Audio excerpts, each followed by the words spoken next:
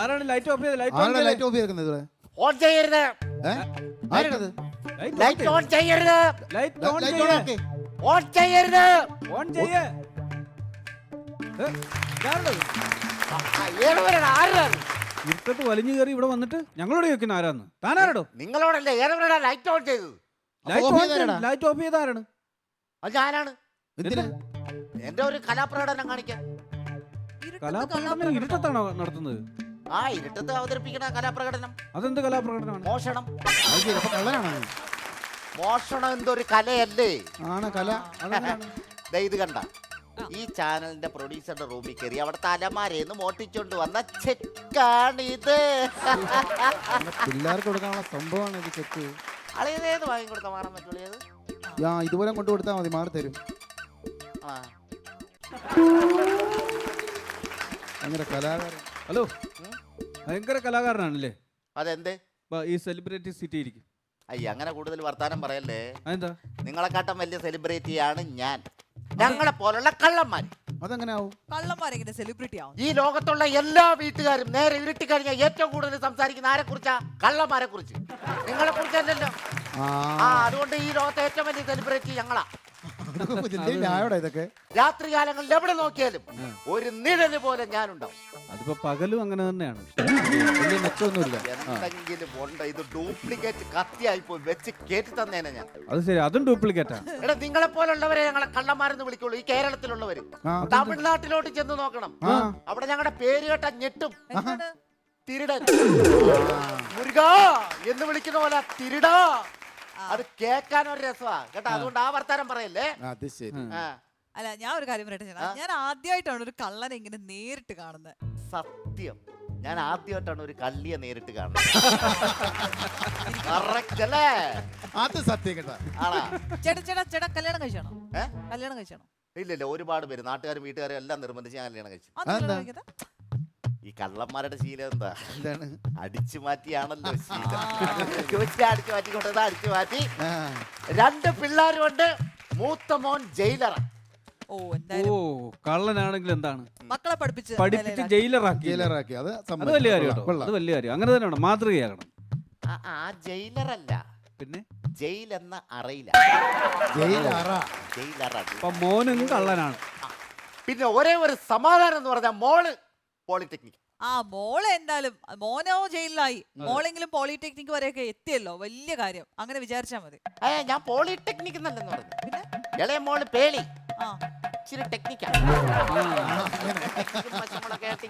സമാധാനക്കേടേ ഉണ്ടാകത്തുള്ളൂ. ഒരു കാര്യം ചോദിച്ചോട്ടെ, എന്തോ ചേട്ടൻ എവിടെ നീ മോഷണം പഠിച്ചേ? മോഷണം പഠിച്ചത് ഞാൻ, എന്റെ ഓർമ്മ ശരിയാണെങ്കിൽ Ernakulam NG university. Second language മോഷണമായിരുന്നു. അതിന് ഗ്രാജുവേറ്റ് എടുത്ത് ഡിപ്ലോമ എടുത്ത്. ഇതെന്ത് അതൊന്നും അല്ല. ഇത് ഞങ്ങളെ പോലുള്ള കഴിവ് കെട്ടവർക്ക് കിട്ടണ ഒരു കഴിവ്.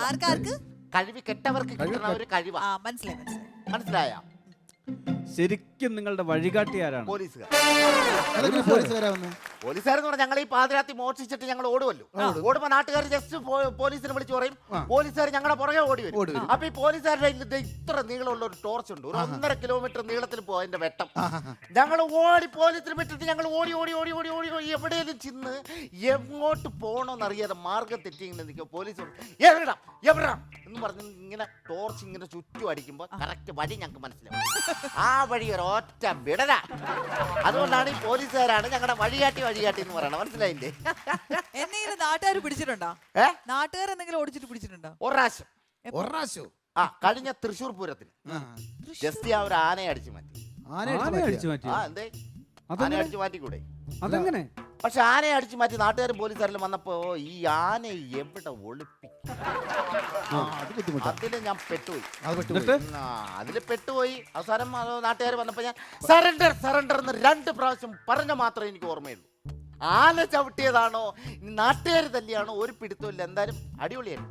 തനിക്ക് നാണല്ലോ ഇങ്ങനെ വല്ല അന്യ ആൾക്കാരുടെ മുതലേ മോഷ്ടിച്ച് ഇങ്ങനെ ജീവിക്കാനായിട്ട്. ജോലിക്ക് പോയിക്കൂടെ? ഉല്ലാസം നല്ല പേര്. അതെ, ഉല്ലാസ് പറഞ്ഞാൽ ഞാൻ കേൾക്കും.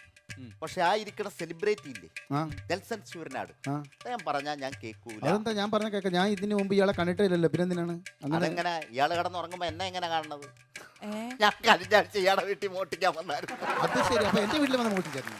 പിന്നെ ഈ പുള്ളി സെലിബ്രേറ്റ് എന്നുള്ള പേര് മാത്രമല്ല ഇങ്ങനെ കിടന്ന് ഉറങ്ങണ കാണണം ഡബ്ല്യു പോലെ. ഒരു കാര്യം ചോദിച്ചോട്ടെ, മുണ്ടൊന്നും ഇഷ്ടമല്ലേ?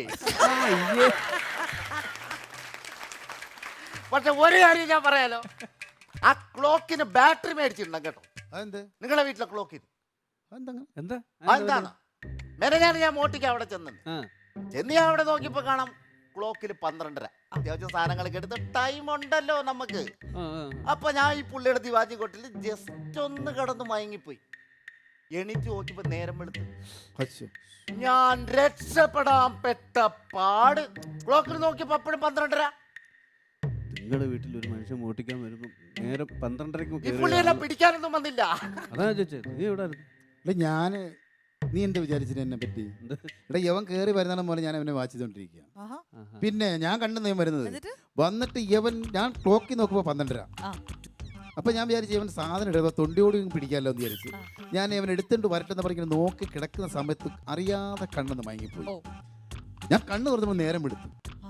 ഞാൻ ഓടിച്ചെന്ന് ക്ലോക്കിൽ നോക്കി, അപ്പോഴും 12:30. അതുകൊണ്ടാ പറഞ്ഞ ചത്തിരിക്കണ ക്ലോക്കാന്നേ. ഒരു ബാറ്ററി എടുത്തോണ്ട് ടൈം കൗണ്ട് ചെയ്ത് എനിക്ക് പോണ്ടേ? ഓക്കേ, എനിക്കുള്ള വണ്ടി വന്ന് കൊണ്ടുപോകാം കേട്ടോ. ശരി. പോലീസ് ജീപ്പ്, സർക്കാർ വണ്ടി വന്ന് അതിലേ പോകും. അതിന്റെ ഒരു വെയിറ്റ് ഉണ്ട്. പക്ഷെ ലൈറ്റ് ഒന്ന് ഓഫ് ചെയ്യണം. ലൈറ്റ് ഒന്നും ഓഫ് ചെയ്യാൻ പറ്റത്തില്ല. ഏതാ ലൈറ്റ് ഓഫ് ചെയ്തിട്ടില്ല. ഓഫ് ചെയ്യാൻ പറ്റില്ല. ലൈറ്റ് ഓഫ് ചെയ്താലേ എനിക്ക് പോകാൻ പറ്റുള്ളൂ. അതുകൊണ്ടാ അങ്ങനെയാണ്. വെട്ടത്തൂടെ അങ്ങ് പോയാൽ മതി. വെട്ടത്തിലൂടെ പോയാൽ മതി. ലൈറ്റ് ഓഫ് ചെയ്യണം. ചേട്ടാ അയാൾ എങ്ങനെയെങ്കിലും ഒന്ന് പോട്ടെ, ലൈറ്റ് ഒന്ന് ഓഫ് ചെയ്ത് കൊടുക്കുക. അങ്ങനെ പറഞ്ഞ അങ്ങനെ പറയണ്ട. ഈ കള്ളന്മാരൊക്കെ അമ്മനൊക്കെ പട്ടാ പകല് തന്നെ ലൈറ്റ് വെട്ടത്തിൽ തന്നെ പോയാൽ മതി. ആൾക്കാർ കാണട്ടെ ഇവനെ പോലീസ് Please, പിടിക്കുന്നു. അയാൾ എങ്ങനെയെങ്കിലും ഒന്ന് ഇറങ്ങി പോട്ടെ. ലൈറ്റ് ഓഫ് ചെയ്തിട്ട് ഓഫ് ചെയ്തിട്ട് എങ്ങനെയെങ്കിലും അശ്വതി ഒന്നും പോട്ടെ. പറയണ്ട. ഈ കാര്യത്തിൽ ഇടപെടരുത്. ഈ കാര്യത്തിൽ ഇടപെടണ്ട. ഇയാള് വെട്ടത്തൂടെ പോയാൽ മതി. നിന്നെ പിടിച്ചോണ്ട് പോകുന്ന ആൾക്കാർ കാണട്ടെ, പയ്യന്മാരെല്ലാം കാണട്ടെ. കാണട്ടെ, നാട്ടുകാർ കാണട്ടെ.